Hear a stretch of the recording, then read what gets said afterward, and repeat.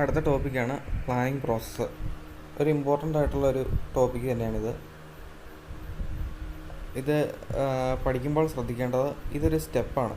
എങ്ങനെയാണ് ഒരു ഓർഗനൈസേഷനിൽ പ്ലാനിങ് ചെയ്യുന്നത്, എന്താണ് ആ പ്രോസസ്സ് എന്ന് പറഞ്ഞാൽ തന്നെ അറിയാമല്ലോ. സ്റ്റെപ്പ് ബൈ സ്റ്റെപ്പാണ്. ആദ്യം അത് കഴിഞ്ഞിട്ട് സെക്കൻഡ് എന്താണ് ചെയ്യേണ്ടത്, അത് കഴിഞ്ഞിട്ട് തേർഡ് എന്താണ് ചെയ്യേണ്ടത്, അതിനെയാണ് നമ്മൾ ഈ പ്രോസസ്സ് എന്ന് പറയുന്നത്. അപ്പോൾ ഈ പ്ലാനിങ് പ്രോസസ്സ് എന്ന് പറഞ്ഞാൽ ഒരു കാര്യം പ്ലാൻ ചെയ്യുന്ന സമയത്ത് എത്ര സ്റ്റെപ്പുകൾ അതിൻ്റെ അത് വരുന്നുണ്ടെന്നുള്ളതാണ്. അപ്പോൾ നിങ്ങളിത് പഠിക്കുമ്പോൾ ശ്രദ്ധിക്കേണ്ട കാര്യം, ഇപ്പോൾ നിങ്ങളിപ്പോൾ ഫീച്ചേഴ്സോ അല്ലെങ്കിൽ ഇമ്പോർട്ടൻസോ ഒക്കെ പഠിക്കുമ്പം ഒന്നാമത്തെ ഫീച്ചർ കഴിഞ്ഞിട്ട് നിങ്ങൾ അഞ്ചാമത്തെ എഴുതിയെന്ന് ഓർത്തുകൊണ്ട് അതിൻ്റെ അത് തെറ്റ് വരത്തില്ല. അല്ലെങ്കിൽ ഇമ്പോർട്ടൻസ് എഴുതുമ്പം നിങ്ങൾ അങ്ങോട്ടും ഇങ്ങോട്ടുമൊക്കെ പോയിൻറ്റുകൾ അങ്ങോട്ടും ഇങ്ങോട്ടും മാറിപ്പോയി, അതായത് അഞ്ചാമത് വരേണ്ട പോയിൻറ്റ് രണ്ടാമത് അതൊന്നും ഒരു പ്രശ്നമല്ല. കാരണം ഇമ്പോർട്ടൻസ് എന്ന് പറഞ്ഞിട്ടുണ്ടെങ്കിൽ അതിൻ്റെ പ്രാധാന്യം എഴുതുക എന്നുള്ളേ ഉള്ളൂ. അതേസമയം നിങ്ങൾ ഈ പ്ലാനിങ് ഇത്തരത്തിലുള്ള പ്രോസസ്സ് പഠിക്കുമ്പം ഓരോ പോയിൻറ്റുകളും ഇപ്പം ഒന്നാമത്തത് സെറ്റിംഗ് ഒബ്ജക്റ്റീവ്സ്, ഒന്നാമത്തത് സെറ്റിംഗ് ഒബ്ജക്റ്റീവ്സ് തന്നെ എഴുതിയില്ല എന്നുണ്ടെങ്കിൽ ആ ഉത്തരം തെറ്റിപ്പോവും. കാരണം ആദ്യം ചെയ്യേണ്ട കാര്യമാണത്. ഒരു പ്ലാൻ ചെയ്യുന്ന സമയത്ത് ആദ്യം ഒബ്ജക്റ്റീവ് സെറ്റ് ചെയ്യുക.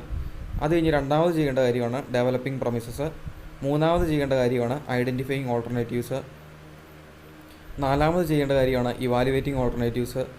അഞ്ചാമത് ചെയ്യേണ്ട കാര്യമാണ് സെലക്ടിങ് ആൻ ഓൾട്ടർനേറ്റീവ്. ആറാമത് ചെയ്യേണ്ട കാര്യമാണ് ഇംപ്ലിമെൻറ്റിംഗ് ദ പ്ലാൻ. ഏഴാമത് ചെയ്യേണ്ട കാര്യമാണ് ഫോളോ അപ്പ്. അങ്ങനെ 7 സ്റ്റെപ്പാണ് ഇതിനകത്ത് വരുന്നത്. അപ്പോൾ നിങ്ങൾ ഉത്തരം എഴുതുമ്പം ഒന്നാമത് സെറ്റിംഗ് ഒബ്ജക്റ്റീവ് കഴിഞ്ഞിട്ട് രണ്ടാമത് കൊണ്ട് ഇംപ്ലിമെൻറ്റിംഗ് പ്ലാൻ എഴുതുക, മൂന്നാമത് കൊണ്ട് ഐഡൻറ്റിഫൈയിങ് ഓൾട്ടർനേറ്റീവ് എഴുതുക. അങ്ങനെ എഴുതിയിട്ടുണ്ടെങ്കിൽ ആ ഉത്തരം തെറ്റിപ്പോവും. ഈ പ്രോസസ്സ് ഇമ്പോർട്ടൻ്റ് ആയിട്ടുള്ള ഒരെണ്ണമാണ്.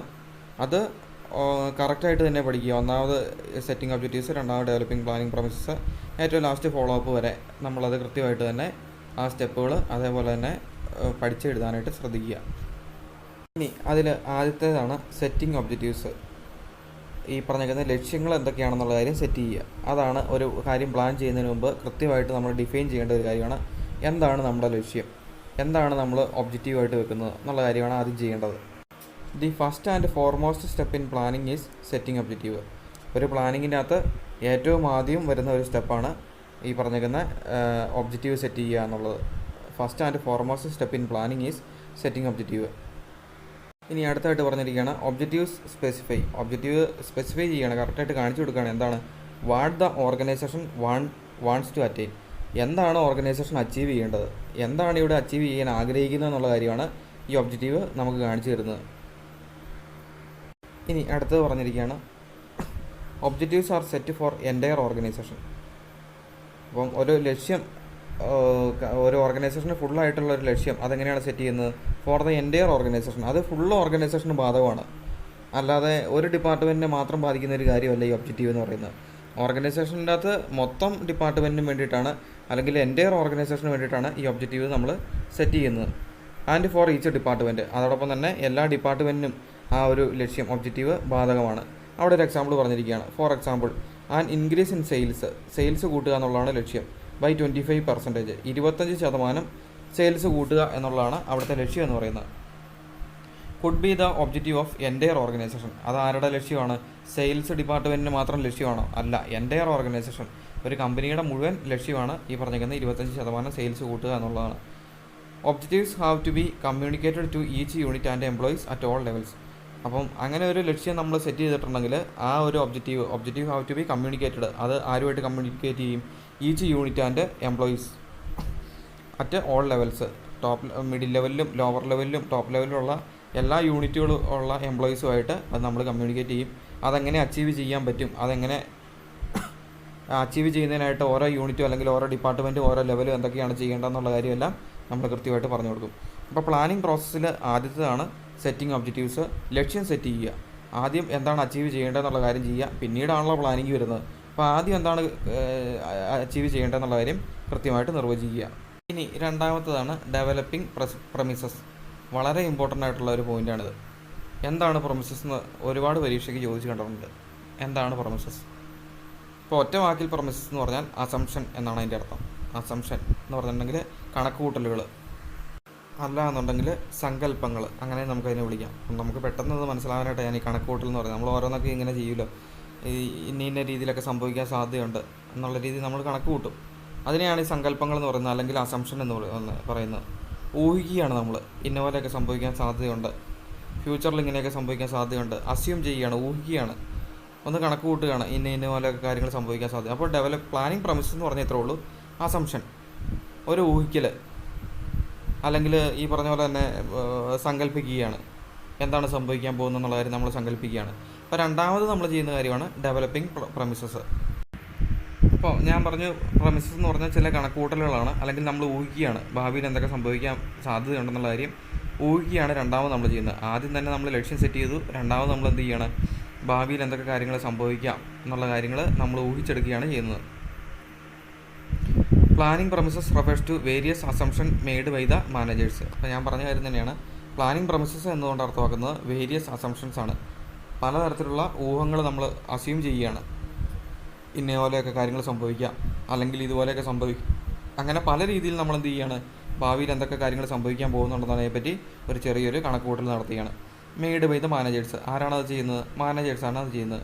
എബൌട്ട് ദ ഫ്യൂച്ചർ, എന്തിനെ പറ്റിയിട്ടാണ് അത് ചെയ്യുന്നത്, ഫ്യൂച്ചറിനെ പറ്റിയിട്ടാണ്. For the preparation of plan, അപ്പോൾ പ്ലാൻ തയ്യാറാക്കുന്നതിന് വേണ്ടിയിട്ട് ഭാവിയിൽ എന്തൊക്കെ സംഭവിക്കും എന്നതിനെപ്പറ്റി നമ്മളൊരു കണക്കുകൂട്ടൽ നടത്തുകയാണ്, അല്ലെങ്കിൽ ഊഹിക്കുകയാണ്. അതിനെയാണ് നമ്മളെന്ന് പറയുന്നത് ഡെവലപ്പിംഗ് പ്രമിസസ് എന്ന് പറയുന്നത്. നമ്മൾ സങ്കല്പിക്കുകയാണ് ഭാവിയിൽ എന്തൊക്കെ കാര്യങ്ങൾ നടക്കാം. അപ്പോൾ അതെന്തിനു വേണ്ടിയിട്ടാണ് നമ്മളങ്ങനെ സങ്കല്പിക്കുന്നത്, കൃത്യമായിട്ടൊരു പ്ലാൻ തയ്യാറാക്കണം. അപ്പോൾ എന്തെങ്കിലും അപകടങ്ങളൊക്കെ നമ്മൾ സങ്കല്പിക്കുന്നുണ്ടെങ്കിൽ എങ്ങനെ അതിനെ മറികടക്കാം എന്നൊക്കെ നമുക്ക് ഇപ്പോൾ കണക്ക് കൂട്ടി വെക്കണം. പ്ലാൻ ചെയ്യുന്ന സമയത്ത് തന്നെ നമ്മളത് ചെയ്ത് വെക്കേണ്ടതായിട്ടുണ്ട്. അതിന് വേണ്ടിയിട്ടാണ് നമ്മൾ എന്ത് ചെയ്യുന്നത്, ഈ പ്രമിസസിനെ നമ്മൾ ഡെവലപ്പ് ചെയ്തെടുക്കുന്നത്. ടു മേക്ക് എഫക്റ്റീവ് പ്ലാൻ, ഒരു നല്ലൊരു പ്ലാൻ ഉണ്ടാക്കണമെന്നുണ്ടെങ്കിൽ it is must that planning premises are based on a systematic estimates and forecasting. അപ്പോൾ അവിടെ പറഞ്ഞിരിക്കുകയാണ്, ഒരു എഫക്റ്റീവായിട്ടുള്ള ഒരു പ്ലാനിങ് വേണമെന്നുണ്ടെങ്കിൽ അവിടെ മസ്റ്റാണ്. എന്താണ് മസ്റ്റായിട്ടുള്ളത്, planning premises are based on systematic estimates and forecasting. കൃത്യമായിട്ടുള്ള ദീർഘവീക്ഷണത്തോടു കൂടിയും, കൃത്യമായിട്ടുള്ള ദീർഘവീക്ഷണത്തോടു കൂടിയും, അതോടൊപ്പം തന്നെ കാൽക്കുലേഷനൊക്കെ ഉണ്ടെങ്കിൽ, എസ്റ്റിമേറ്റ് ഒക്കെ ഉണ്ടെങ്കിൽ മാത്രമാണ് നമുക്കൊരു നല്ലൊരു പ്ലാനിംഗ് പ്രമിസസ് ഡെവലപ്പ് ചെയ്തെടുക്കാനായിട്ട് സാധിക്കുകയുള്ളൂ.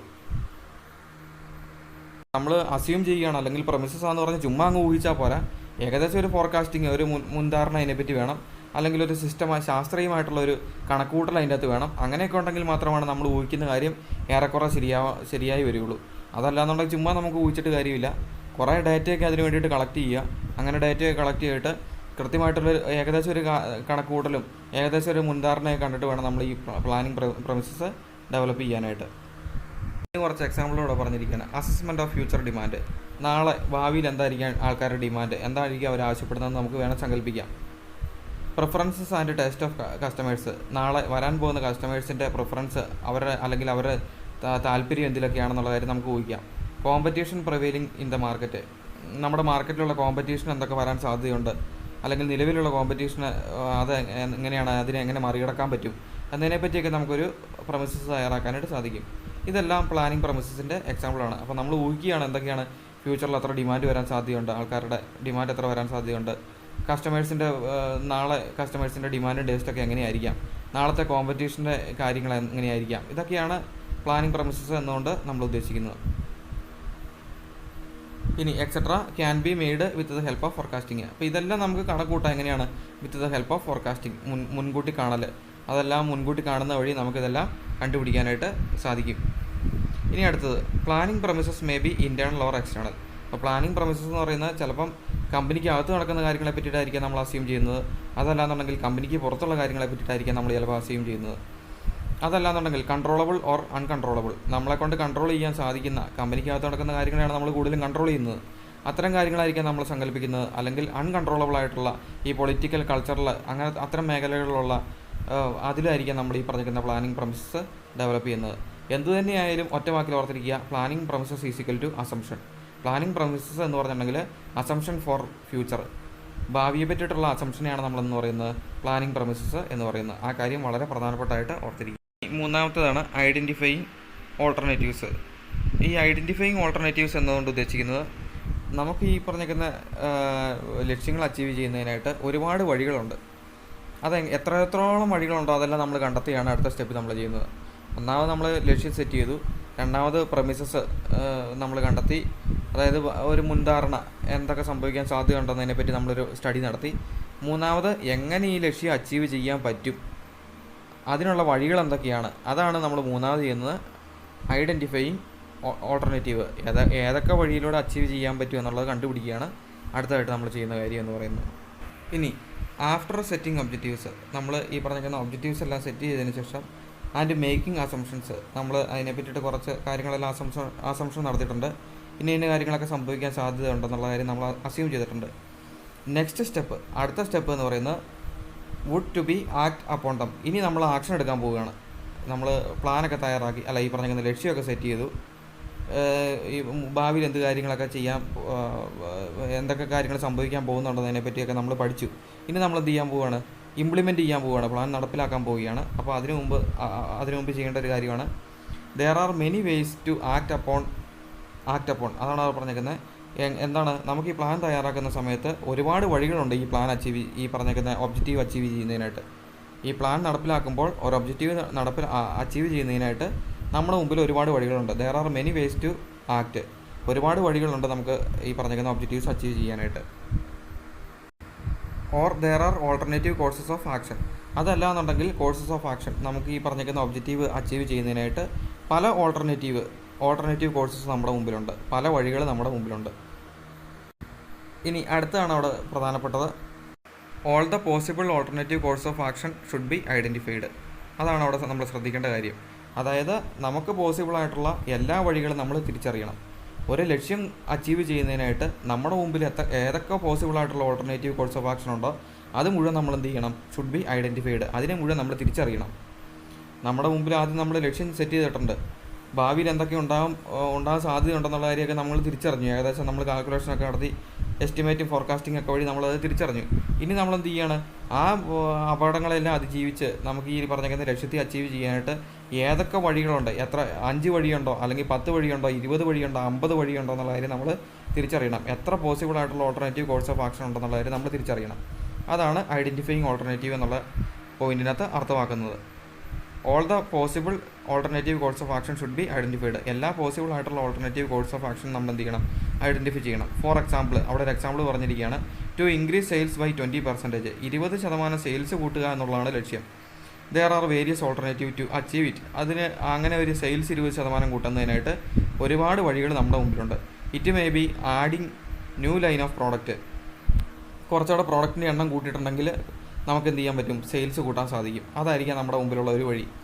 നിലവിലുള്ള പ്രോഡക്റ്റിൻ്റെ കൂടെ തന്നെ വേറെ പ്രോഡക്റ്റും ഉൽപ്പാദിപ്പിച്ച് വിൽക്കാനായിട്ട് ശ്രമിക്കുക. അപ്പോൾ എന്ത് സംഭവിക്കും, കമ്പനിയുടെ ടോട്ടൽ സെയിൽസ് കൂടും.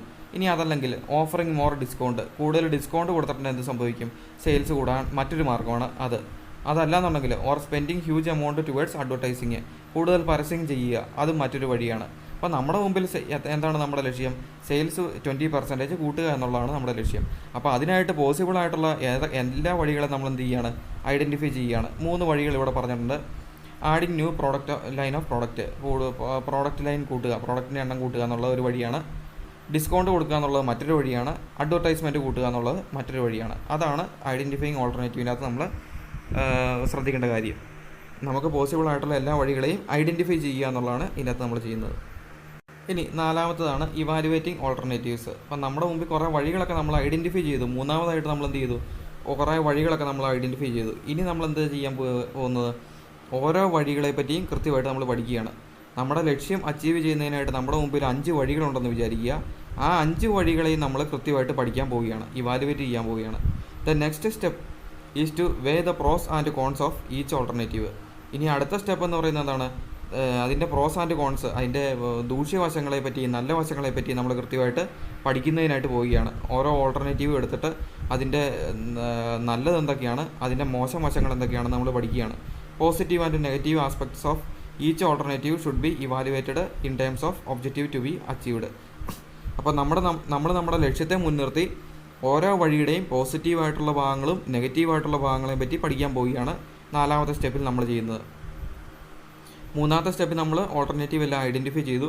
4മത്തെ സ്റ്റെപ്പിൽ നമ്മൾ എന്താണ് ചെയ്യുന്നത്, ഇവാലുവേറ്റിംഗ് ഓൾട്ടർനേറ്റീവ്. ഓരോ വഴിയുടെയും പോസിറ്റീവും നെഗറ്റീവായിട്ടുള്ള സൈഡ് നമ്മൾ പഠിക്കുകയാണ് ചെയ്യുന്നത്. നമ്മുടെ ലക്ഷ്യത്തെ മുൻനിർത്തി നമ്മൾ അതിനെപ്പറ്റി കൃത്യമായിട്ടുള്ള ഓരോ വഴികളെ പറ്റിയിട്ട് നമ്മൾ കൃത്യമായിട്ട് സ്റ്റഡി ചെയ്യുകയാണ് ഇവിടെ ചെയ്യുന്നത്. അവിടെ ഒരു എക്സാമ്പിൾ പറഞ്ഞിരിക്കുകയാണ്. For example, to evaluate certain proposals. അപ്പോൾ ചില വഴികളെപ്പറ്റി നമ്മൾ പഠിക്കുമ്പോൾ നമ്മൾ ശ്രദ്ധിക്കേണ്ട കാര്യങ്ങളാണ് earning per share, interest, tax, dividend, cost, risk, return, ഇവയെല്ലാം നമ്മൾ പരിഗണിക്കണം. ഇവിടെ ഒരു എക്സാമ്പിൾ പറഞ്ഞിരിക്കുന്നത് അപ്പോൾ ഒരു വഴി നമ്മൾ എടുക്കുകയാണെന്ന് വെച്ചോ. അപ്പോൾ ഏതെങ്കിലും ഒരു കുറേ പ്രപ്പോസൽ നമ്മുടെ കയ്യിലുണ്ട്. അപ്പോൾ അതിനകത്ത് ഒരു പ്രപ്പോസൽ നമ്മൾ സ്റ്റഡി ചെയ്യുകയാണ്. അതിനെപ്പറ്റി നമ്മൾ സ്റ്റഡി ചെയ്യുമ്പം ആ ഒരു വഴിയാണ് നമ്മൾ എടുക്കുന്നതെങ്കിൽ, അങ്ങനെ എടുത്തിട്ടുണ്ടെങ്കിൽ ഏണിംഗ് പെർ ഷെയർ എത്രയാണ്, ഒരു ഷെയറിന് എത്ര രൂപ വെച്ച് നമുക്ക് റിട്ടേൺ കിട്ടും. അല്ലെങ്കിൽ ഇൻട്രസ്റ്റിനെ പറ്റി ആ വഴി എടുക്കുമ്പോൾ നമ്മൾ ഇൻട്രസ്റ്റ് എത്ര കൊടുക്കേണ്ടി വരും, ആ ഒരു പ്രപ്പോസൽ എടുക്കുമ്പോൾ നമ്മൾ സർക്കാരിന് എത്ര ടാക്സ് കൊടുക്കേണ്ടി വരും, ലാഭവിഹിതം എത്ര കൊടുക്കേണ്ടി വരും, അതിനകത്ത് എത്രത്തോളം റിസ്ക് ഉണ്ട്, അത് ഈ വഴി എടുത്തിട്ടുണ്ടെങ്കിൽ എത്ര രൂപ നമുക്ക് പ്രോഫിറ്റ് കിട്ടും. അങ്ങനെ അതിനെ പറ്റിയിട്ട് വന്നേക്കുന്ന എല്ലാ ടൈംസുകളെ പറ്റി നമ്മൾ കൃത്യമായിട്ട് സ്റ്റഡി ചെയ്യണം. അതാണ് 4ാമത്തെ പോയിൻറ്റിനകത്ത് ഇവാലുവേറ്റിംഗ് ഓൾട്ടർനേറ്റീവിൻ്റെ അകത്ത് നമ്മൾ പറയുന്നത്. ഒരു ഓൾട്ടർനേറ്റീവ് നമ്മൾ സെലക്ട് ചെയ്യുകയാണ് ഇവിടെ ചെയ്യുന്നത്. അതിന് വേണ്ടിയിട്ട് നമ്മൾ എന്ത് ചെയ്യാണ്, സെലക്ട് ചെയ്യുന്നതിന് മുമ്പായിട്ട് നമ്മൾ എന്ത് ചെയ്യാണ്, ഓരോ വഴികളെ പറ്റിയിട്ട് നമ്മൾ കൃത്യമായിട്ട് സ്റ്റഡി ചെയ്യുകയാണ്. അതിൻ്റെ റിസ്കിനെ പറ്റിയും റിട്ടേണിനെ പറ്റിയും ടാക്സിനെ പറ്റിയിട്ടും ഡിവിഡൻറ്റിനെ പറ്റിയിട്ടും അതുമായിട്ടും ബന്ധപ്പെട്ട് ആ ഒരു പ്രൊപ്പോസലുമായിട്ട് ബന്ധപ്പെട്ട് കിടക്കുന്ന എല്ലാ വഴികളെ പറ്റിയിട്ടും എല്ലാ എലമെൻസിനെ പറ്റിയിട്ട് നമ്മളതിനകത്ത് സ്റ്റഡി ചെയ്യുകയാണ് ചെയ്യുന്നത്. അടുത്തായിട്ട് പറഞ്ഞിരിക്കുകയാണ് alternatives are evaluated in the light of their feasibility and consequences. അപ്പോൾ ഓരോ ഓൾട്ടർനേറ്റീവും ഓരോ വഴികൾ നമ്മൾ എങ്ങനെയാണ് ഇവാലുവേറ്റ് ചെയ്യേണ്ടത്, ഇവാലുവേറ്റ് ചെയ്യുക എന്ന് പറഞ്ഞാൽ വിലയിരുത്തേണ്ടത്. ഓരോ ഓൾട്ടർനേറ്റീവും നമ്മൾ എങ്ങനെയാണ് വിലയിരുത്തേണ്ടത്, in the light of their feasibility, അതിൻ്റെ സാധ്യത, അതിന് എത്രത്തോളം സാധ്യതയുണ്ട്, ഈ ഒരു വഴി എടുത്തിട്ടുണ്ടെങ്കിൽ അതിന് എത്രത്തോളം സാധ്യതയുണ്ട്, എത്രത്തോളം സക്സസ്ഫുൾ ആകാനുള്ള സാധ്യതയുണ്ട് എന്ന് നമ്മൾ പഠിക്കണം. ആൻഡ് കോൺസിക്വൻസസ്, അതിൻ്റെ പ്രത്യാഘാതം എന്തായിരിക്കാം, അതായത് അനന്തരഫലം. ഈ പറഞ്ഞേക്കുന്ന ഈ ഒരു പ്രപ്പോസൽ നമ്മൾ എടുക്കുകയാണെങ്കിൽ ഇതിൻ്റെ ഒരു റിസൾട്ട് എന്തായിരിക്കും, അല്ലെങ്കിൽ ഇത് എത്രത്തോളം നമ്മുടെ കമ്പനിക്ക് യോജിച്ച ഒന്നാണ്, അല്ലെങ്കിൽ ഇതിൻ്റെ റിസൾട്ട് എന്താണെന്നുള്ള കാര്യത്തെ പറ്റിയിട്ട് കൃത്യമായിട്ട് നമ്മൾ ഇവാലുവേറ്റ് ചെയ്യണം ആ സമയത്ത്. അതാണ് അടുത്ത പോയിൻറ്റിനകത്ത് പറഞ്ഞിട്ടുള്ളത്. ഇവാലുവേറ്റിംഗ് ഓൾട്ടർനേറ്റീവ് എന്ന് പറഞ്ഞിട്ടുണ്ടെങ്കിൽ ഓരോ വഴികളെ പറ്റിയിട്ടും കൃത്യമായിട്ട് വിലയിരുത്തുക എന്നുള്ളതാണ് അതുവഴി ഉദ്ദേശിക്കുന്നത്.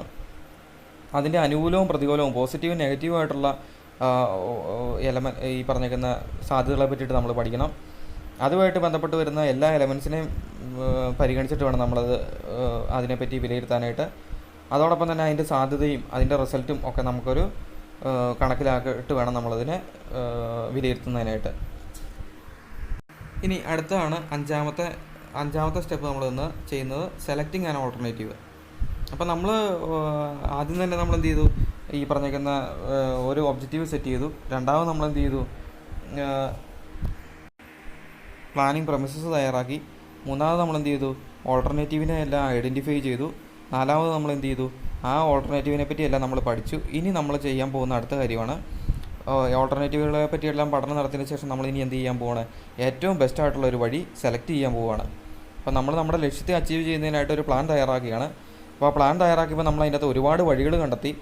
ഇന്ന വഴി, ഈ വഴികളെല്ലാം നമ്മുടെ ലക്ഷ്യം അച്ചീവ് ചെയ്യുന്നതിനായിട്ടാണ് നമ്മൾ ഉപയോഗിക്കുന്നത്. അപ്പോൾ അതിൻ്റെ അകത്ത് ഏറ്റവും ബെസ്റ്റ് ആയിട്ടുള്ള ഒരു വഴി നമ്മൾ തിരഞ്ഞെടുക്കാൻ പോവുകയാണ്. അതാണ് സെലക്ടിങ് ദ ഓൾട്ടർനേറ്റീവ് എന്നുകൊണ്ട് ഉദ്ദേശിക്കുന്നത്. Selecting the best course of action is the real point of decision making. അപ്പോൾ ഡിസിഷൻ മേക്കിങ്ങിൻ്റെ തീരുമാനം എടുക്കുന്നതിൻ്റെ ഒരു റിയൽ പോയിന്റ് എന്ന് പറയുന്നത് select the best course of action, ഏറ്റവും നല്ല ഒരു വഴി തിരഞ്ഞെടുക്കലാണ് അവിടെ നമ്മൾ ചെയ്യുന്നത്. അതിനെയാണ് ഡിസിഷൻ മേക്കിങ്ങിൻ്റെ റിയൽ പോയിന്റ് എന്ന് പറയുന്നത്. അപ്പോൾ ഒരു തീരുമാനം എടുക്കുകയാണ് നമ്മൾ. എന്താണ് തീരുമാനം എടുക്കുന്നത്, ഏറ്റവും നല്ല ഒരു ഓൾട്ടർനേറ്റീവ് സെലക്ട് ചെയ്യുകയാണ് നമ്മൾ ചെയ്യുന്നത്. The one two B selected, ഒരെണ്ണം നമ്മൾ സെലക്ട് ചെയ്യുക. Should be the most feasible, ഏറ്റവും അനുയോജ്യമായിട്ടുള്ള ഒരു വഴി. പ്രോഫിറ്റബിൾ, ഏറ്റവും ലാഭകരമായിട്ടുള്ള ഒരു വഴി. And with least negative consequences, ഏറ്റവും നെഗറ്റീവ് കോൺസിക്വൻസസ് കുറഞ്ഞത്. ഈ പറഞ്ഞിരിക്കുന്ന ഈ ഒരു റിസൾട്ട് എന്ന് പറയുന്നത് ദോഷമാവരുത്, ഏറ്റവും കുറച്ച് ദോഷം മാത്രം വരുന്ന ഒരു പ്ലാൻ. അതിനാണ് ലീസ്റ്റ് നെഗറ്റീവ് എന്ന് പറയുന്നത്. നെഗറ്റീവ് ഏറ്റവും കുറഞ്ഞ ഒരു വഴി നമ്മൾ തിരഞ്ഞെടുക്കുകയാണ് അവിടെ ചെയ്യുന്നത്. ഇനി അടുത്തായിട്ട് അവിടെ പറഞ്ഞിരിക്കുകയാണ് സംടൈംസ്, ചില സമയങ്ങളിൽ A combination of different alternative may be selected. ചില സമയങ്ങളിൽ നമ്മൾ നമ്മുടെ കയ്യിലുള്ള ഓൾട്ടർനേറ്റീവിൻ്റെ എല്ലാം ഒരു കോമ്പിനേഷൻ നമ്മൾ സെലക്ട് ചെയ്യും. ഏതെങ്കിലും ഒരെണ്ണം സെലക്ട് ചെയ്യാതെ നമ്മൾ എന്ത് ചെയ്യാണ്, നമ്മുടെ ഈ കുറേ 5 വഴികളുണ്ടെങ്കിൽ അതിൻ്റെ അകത്ത് ഒരു 3 വഴികളെല്ലാത്തിനോട് ഒന്നാക്കിയിട്ട് ഒരു കോമ്പിനേഷൻ നമ്മൾ തയ്യാറാക്കും അവിടെ. ഇൻസ്റ്റെഡ് ഓഫ് സിംഗിൾ വൺ, ഒരെണ്ണം എടുക്കുന്നതിന് പകരം ഈ ഓൾട്ടർനേറ്റീവിൻ്റെ ഒരു കോമ്പിനേഷൻ നമ്മളവിടെ സെലക്ട് ചെയ്യും. അപ്പോൾ അതാണ് ഇവിടെ പറഞ്ഞിട്ടുള്ളത് സെലക്ടിങ് ആൻഡ് ഓൾട്ടർനേറ്റീവ്.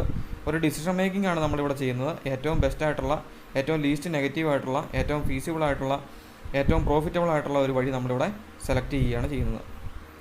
ഇനി 6ാമത്തെ സ്റ്റെപ്പാണ് ഇംപ്ലിമെൻറ്റിംഗ് ദ പ്ലാൻ. നമ്മൾ ഈ പറഞ്ഞിരിക്കുന്ന പ്ലാൻ നടപ്പിലാക്കാൻ പോവുകയാണ്, ഇംപ്ലിമെൻറ്റ് ചെയ്യാൻ പോവുകയാണ്.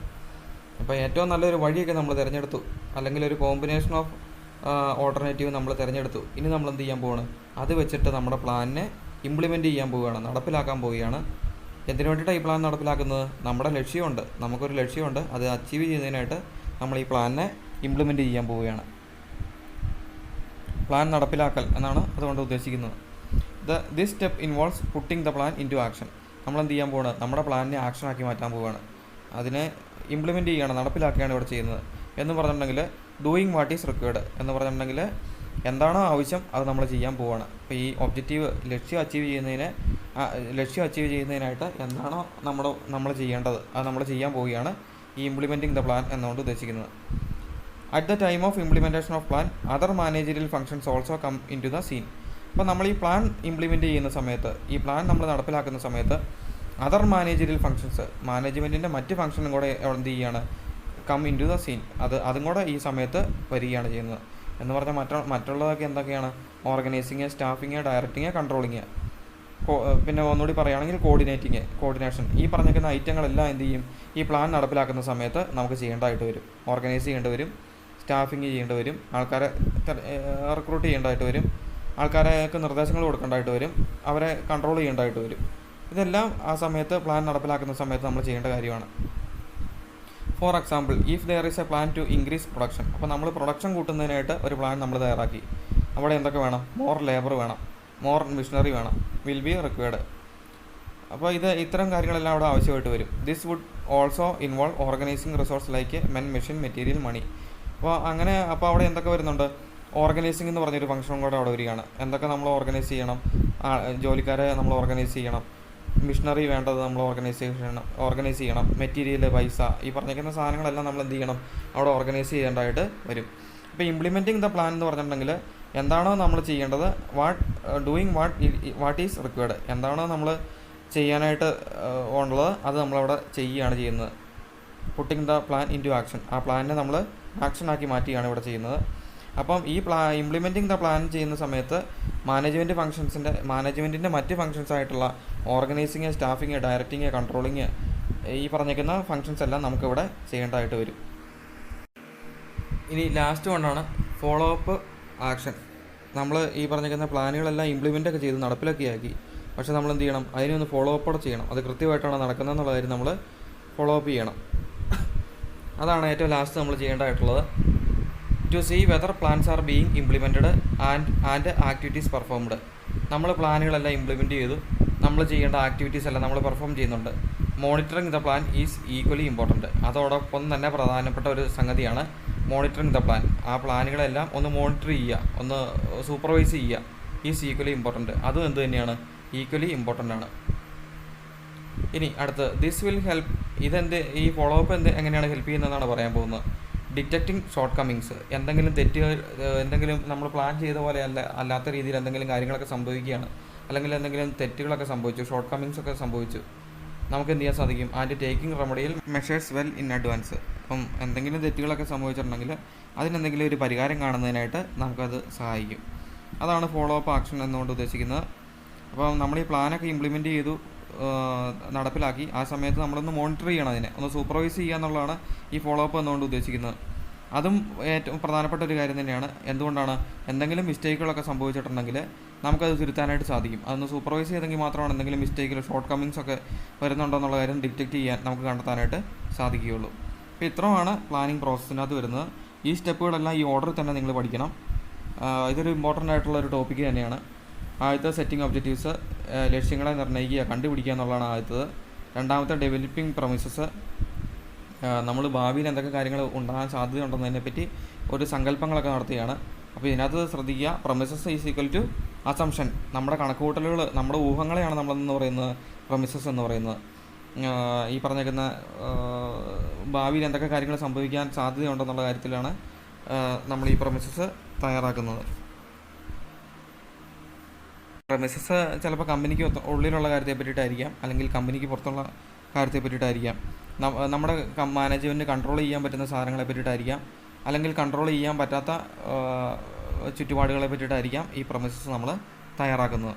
പ്രൊമിസസ് എന്ന് പറഞ്ഞാൽ ഒന്നുകൂടി പറയുകയാണ്, അസംഷനാണ്, നമ്മുടെ ഊഹങ്ങളാണ്. നമ്മളൊരു ലക്ഷ്യമൊക്കെ കണ്ടുവച്ചിട്ടുണ്ട്, അത് അച്ചീവ് ചെയ്യുന്നതിനായിട്ട് എന്തൊക്കെ കാര്യങ്ങൾ നമുക്ക് ഫേസ് ചെയ്യേണ്ടതായിട്ട് വരും, എന്തൊക്കെ കാര്യങ്ങൾ പ്രശ്നങ്ങളായിട്ട് നമ്മുടെ മുമ്പിൽ വരാൻ സാധ്യതയുണ്ടെന്നതിനെ പറ്റിയിട്ടാണ് നമ്മൾ ഈ പ്രൊമിസസ് എന്ന് പറയുന്നത്. അതിനെ പറ്റിയിട്ടാണ് നമ്മൾ ഈ കണക്ക് കൂട്ടുന്നത്, അസ്യൂം ചെയ്യുന്നത്. ഇനി മൂന്നാമതായിട്ട് നമ്മൾ ചെയ്യുന്നതാണ് ഐഡൻറ്റിഫൈയിങ് ഓൾട്ടർനേറ്റീവ് എന്ന് പറഞ്ഞിട്ടുണ്ടെങ്കിൽ പല വഴികൾ കണ്ടെത്തുക. നമുക്ക് ഈ പറഞ്ഞിരിക്കുന്ന ഒബ്ജക്റ്റീവ് അച്ചീവ് ചെയ്യുന്നതിനായിട്ട് ഒരുപാട് വഴികൾ നമ്മുടെ മുമ്പിൽ വരും. ഏതൊക്കെ വഴികളാണെന്നുള്ള കാര്യം നമ്മൾ കൃത്യമായിട്ട് കണ്ടുപിടിക്കുകയാണ് അടുത്തതായിട്ട് ചെയ്യുന്നത്. നാലാമതായിട്ട് ചെയ്യുന്നതാണ് ഇവാലുവേറ്റിംഗ് ഓൾട്ടർനേറ്റീവ്. നമ്മൾ ഈ ഐഡൻറ്റിഫൈ ചെയ്തേക്കുന്ന വഴികളെ നമ്മൾ കൃത്യമായിട്ട് സ്റ്റഡി ചെയ്യുകയാണ്. അതിൻ്റെ ഓരോ എലമെൻസും വെച്ചിട്ട് നമ്മൾ അതിനെപ്പറ്റി സ്റ്റഡി ചെയ്യുകയാണ്. ഏതാണ് ഏറ്റവും ഫീസിബിൾ ആയിട്ടുള്ളത് എന്നുള്ള കാര്യം നമ്മൾ അതിൻ്റെ അകത്ത് സ്റ്റഡി ചെയ്യുകയാണ്. അഞ്ചാമതായിട്ട് നമ്മൾ ചെയ്യുന്നതാണ് സെലക്ടിങ് ആൻ ഓൾട്ടർനേറ്റീവ്. നമ്മൾ ഈ പറഞ്ഞേക്കുന്ന ഇവാലുവേറ്റ് ചെയ്ത് വെച്ചിട്ടുണ്ട്, നമ്മൾ ഓരോ ഓൾട്ടർനേറ്റീവിനെയും വിലയിരുത്തിയിട്ടുണ്ട്. അതിൻ്റെ അകത്ത് ഏറ്റവും ബെസ്റ്റ് ആയിട്ടുള്ള ഒരു വഴി നമ്മൾ തിരഞ്ഞെടുക്കുകയാണ്, അല്ലെങ്കിൽ ഒരു കോമ്പിനേഷൻ ഓഫ് ഓൾട്ടർനേറ്റീവ് നമ്മൾ അതിൻ്റെ അകത്ത് തിരഞ്ഞെടുക്കുകയാണ്. ഇനി അടുത്തതായിട്ട് സെക്കൻഡ് ലാസ്റ്റായിട്ട് ചെയ്യുന്ന കാര്യമാണ് ഇംപ്ലിമെൻറ്റിംഗ് ദ പ്ലാൻ. നമ്മൾ പ്ലാൻ നടപ്പിലാക്കുകയാണ് ചെയ്യുന്നത്.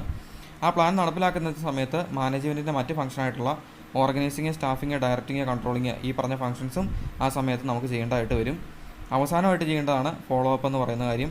അത് കൃത്യമായിട്ട് അതിനെ സൂപ്പർവൈസ് ചെയ്യുക, മോണിറ്റർ ചെയ്യുക അതാണ് അതിൻ്റെ അകത്ത് ഉദ്ദേശിക്കുന്നത്. എന്തെങ്കിലുമൊക്കെ പോരായ്മകൾ ഉണ്ടെങ്കിൽ അത് കണ്ടെത്തുന്നതിനായിട്ടും അത് തിരുത്തുന്നതിനും വേണ്ടിയിട്ടാണ് നമ്മൾ ഈ ഫോളോ അപ്പ് ചെയ്യുന്നത്.